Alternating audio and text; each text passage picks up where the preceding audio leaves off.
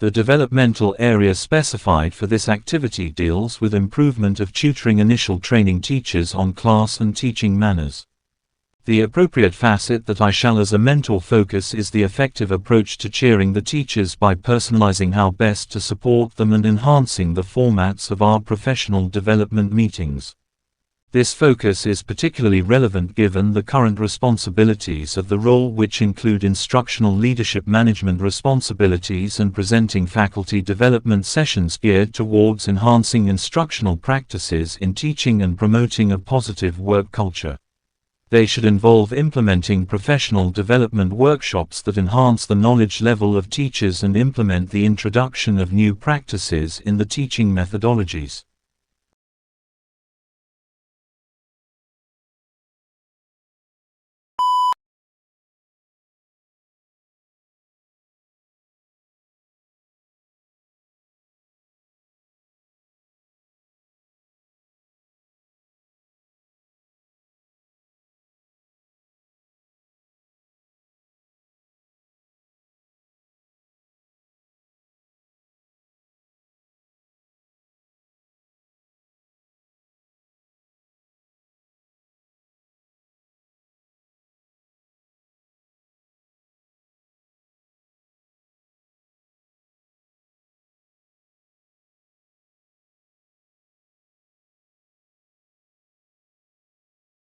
Regarding the educational context, coaching and mentoring have been universally acknowledged as some of the most important strategic approaches to human capital capacity building and ongoing training. Durbach and Palmer's other studies of coaching and mentoring suggest clearly that effective mentoring yields substantial improvement in teacher performance and student achievement as well as school climate. Therefore, understanding the concept of coaching, its techniques, and implementation practices such as offering feedback, reflection, and goal setting gives evidence that coaching can positively and significantly enhance teaching efficacy and students' engagement. In addition, based on the effectiveness for practice, more structured methods of finding and training mentors and their commitments are stressed to establish steady improvement and professional development for teachers of all the different training levels.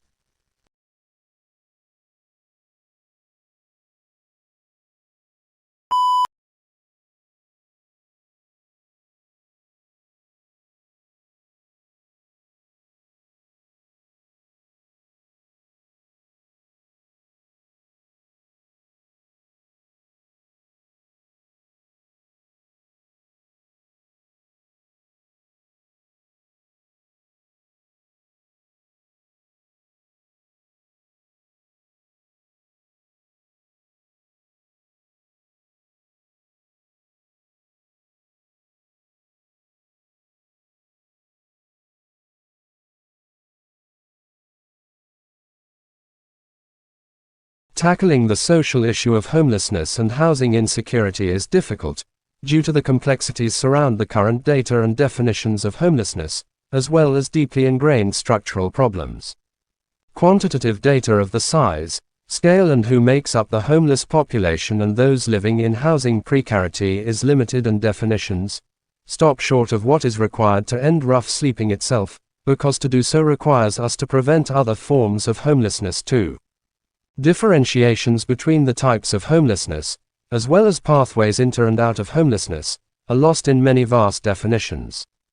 Data collection is often inhibited by single-axis frameworks, as well as issues of the invisibility of certain types of people within the homeless population and the criminalization and prosecution of rough sleepers. Furthermore, past single-axis policies have paid little acknowledgement to those who are, multiply burdened, on the margins of society, rendering them ignored, invisible and discriminated against at political, legal and socio-economic level. Consequently, people facing intersecting inequalities have restricted access to the help they need and are more likely to face housing insecurity and homelessness.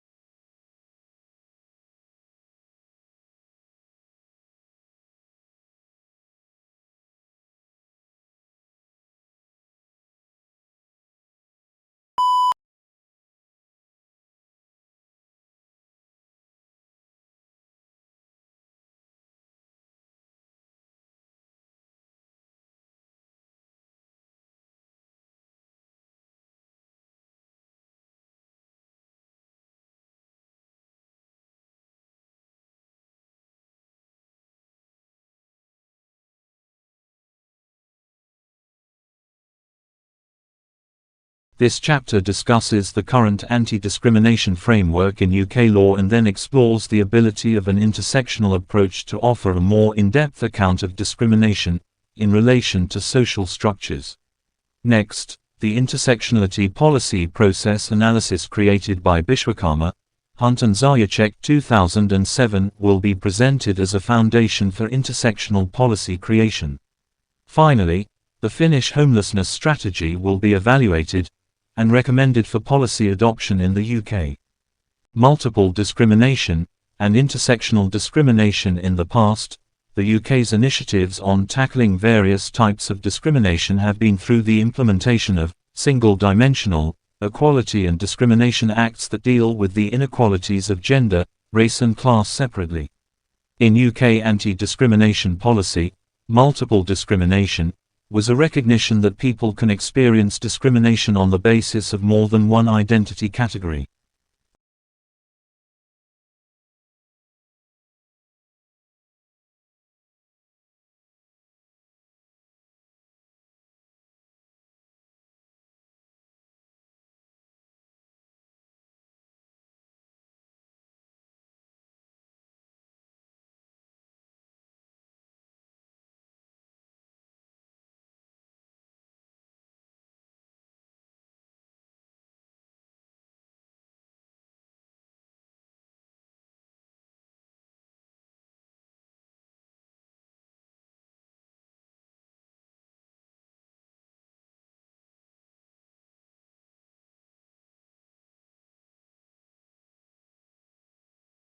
Can you tell us about the risks associated with smoking menthol cigarettes? Well, menthol cigarettes are just as dangerous as regular cigarettes, if not more so. The added menthol flavoring can mask the harshness of tobacco smoke, leading to deeper inhalation and increased exposure to harmful chemicals like carbon monoxide, ammonia, and hydrogen cyanide, all of which can cause cancer, heart disease, and other serious health problems. Is there any evidence to suggest that menthol cigarettes are more addictive than regular cigarettes? Yes, studies have shown that menthol cigarettes can be more addictive than regular cigarettes, making it harder for smokers to quit. The menthol flavoring can create a sensation of coolness that can be soothing to the throat and lungs, making it easier for smokers to inhale deeper and more frequently. Are there any particular groups that are more at risk for smoking menthol cigarettes? Yes, research has shown that menthol cigarettes are more popular among young people and certain racial and ethnic groups. This has raised concerns about targeted marketing by the tobacco industry, which has long exploited these groups to promote their deadly products. What do you think should be done to address the issue of menthol cigarettes? I believe that menthol cigarettes should be banned, as they offer no benefit to smokers,